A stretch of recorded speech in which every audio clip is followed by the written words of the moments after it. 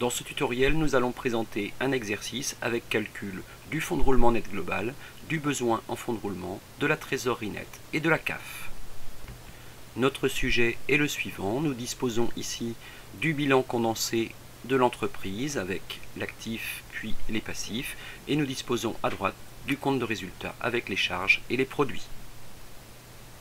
Commençons par calculer le fonds de roulement net global. Il est égal à la différence entre les passifs stables et les actifs stables.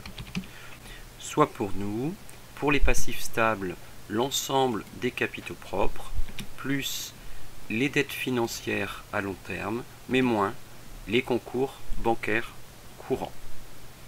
Les actifs stables, c'est plus simple, on reprend l'intégralité de l'actif immobilisé en valeur brute. Le FRNG est égal à la différence entre passif stable et actif stable. Il est ici de 255 000 euros. Calculons maintenant le besoin en fonds de roulement. Il est égal à la différence entre les actifs circulants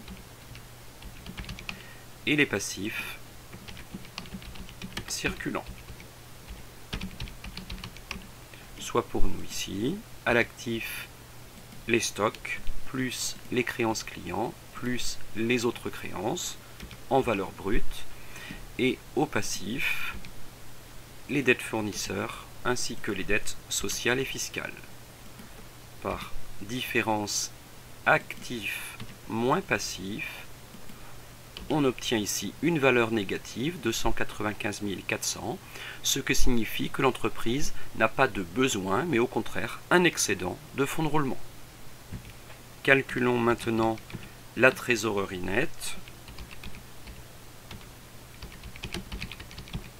qui est égale à la trésorerie d'actifs moins celle de passifs. Pour la trésorerie d'actifs, il faut reprendre l'ensemble des disponibilités. Parfois, il est noté banque, caisse, c'est la même chose. Pour la trésorerie de passifs, il s'agit des concours bancaires courants. La trésorerie nette est ainsi égale à la différence, soit un montant de 550 400 euros. Rappelez-vous, il est aussi possible de retrouver la trésorerie nette par différence entre fonds de roulement et besoin en fonds de roulement. On retrouve donc bien les 550 400 euros.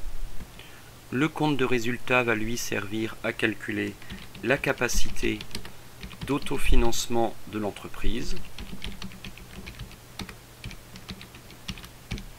qui est composé du résultat net, bénéfice ici que je vais mettre en avant, et des dotations aux amortissements et provisions. On va les retrouver ici, donc le résultat et les amortissements et provisions, soit un montant pour le résultat de 909 000 et pour les provisions de 125 000. Il faut noter que dans un exercice plus complexe, il pourrait y avoir des reprises sur amortissement et dépréciation en général qui se retrouveraient ici côté produit.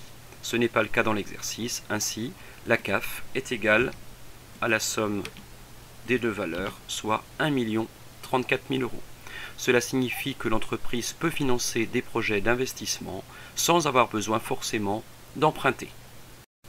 En résumé, la situation de l'entreprise est plutôt saine dans la mesure où elle dégage un fonds de roulement important, qu'elle n'a aucun besoin en fonds de roulement et qu'elle dégage une trésorerie nette très nettement positive. Par ailleurs, elle dispose d'une forte capacité d'autofinancement.